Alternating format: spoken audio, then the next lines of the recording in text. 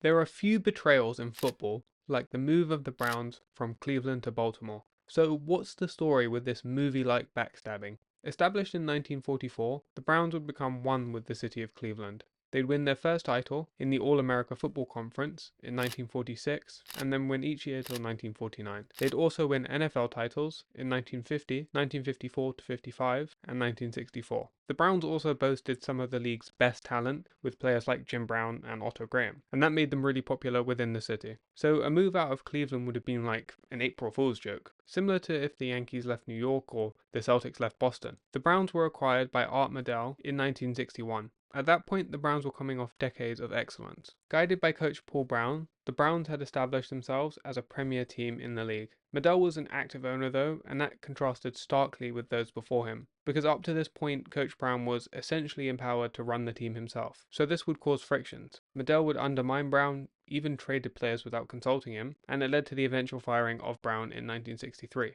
And then in 1966, Jim Brown would retire. Following both these moves, the Browns didn't find much success, although they would remain competitive, making the playoffs 17 times in 34 years following their last championship. By the early 90s, the Cleveland Municipal Stadium was falling apart, so Modell would seek assistance from the city to renovate the stadium. The city originally owned the stadium up until 1973, but due to high operating costs, they looked for a buyer, and Art Modell stepped in with an offer. He signed a 25-year lease and then sublet it to his Browns and the Cleveland Indians, which were the local baseball team. But Modell didn't really care about the Indians. They weren't his team, and anytime the Indians needed upgrades or new equipment, he wasn't very helpful. They eventually got fed up and would seek construction of a new stadium, one Modell did not control, and when they left in 1944, it would result in a massive hit to revenue, as suite sales plummeted by 40%. Things were not looking good. A ballot was being held to decide if the city would finance renovating the stadium, but Modell wasn't sure it would pass. Using a sin tax, which is a tax on goods deemed harmful to society, the city would pledge $175 million for renovations. When Modell bought the team, he put up $250,000 of his own money and borrowed $3.7 million.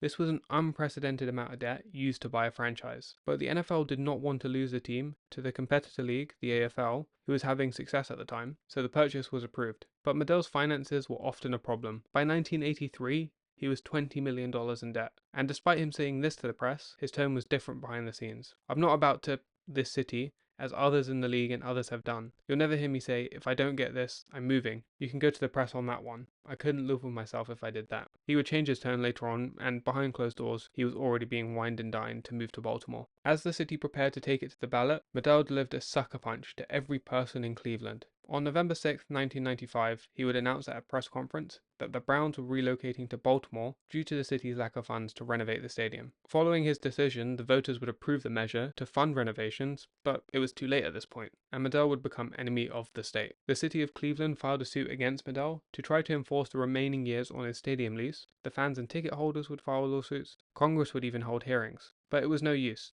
The Browns were gone, for now at least. At the Browns' final game, fans brought hammers and saws, and they took the seats and bleachers as a memory for their beloved team. They would also wear shirts that read, Muck Fidel. With all this backlash, the NFL had to step in. While they would allow the move to Baltimore, the history, that being the name, the records, colors, would stay in Cleveland. The Browns would get a team within 3 years, but were temporarily deactivated, and a new stadium would be built in the meantime. The Baltimore Ravens would become an expansion team, and to make matters even worse, they would use the Browns picks to select tackle Jonathan Ogden and Ray Lewis, both eventual Hall of Famers and key pieces to their Super Bowl run in 2001. But when discussing the Browns, we can't forget another man, a man who tried to retreat into the shadows when it didn't go to plan. Alfred Lerner was a self-made billionaire. Despite having more money than he could ever need, he couldn't get what he really wanted, an NFL team, and he had been trying for years. In 1986, he even wrote to Commissioner Pete Rozelle looking to get a team in Baltimore. When the opportunity arose for the Browns to move to Baltimore, he seized it.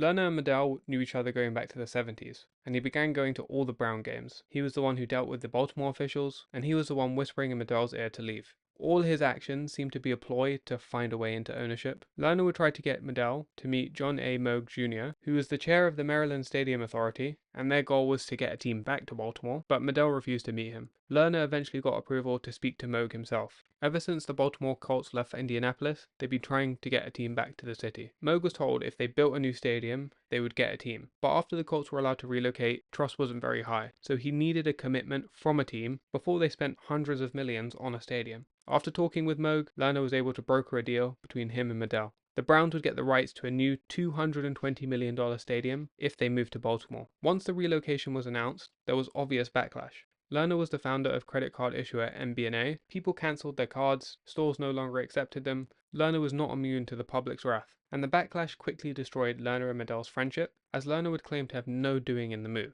So Modell felt backstabbed. Nevertheless, Lerner would actually get what he wanted for so many years: an NFL team, and not just any team, the Browns, who he helped destroy. He would win his bid for ownership of the Browns in 1998 for $530 million.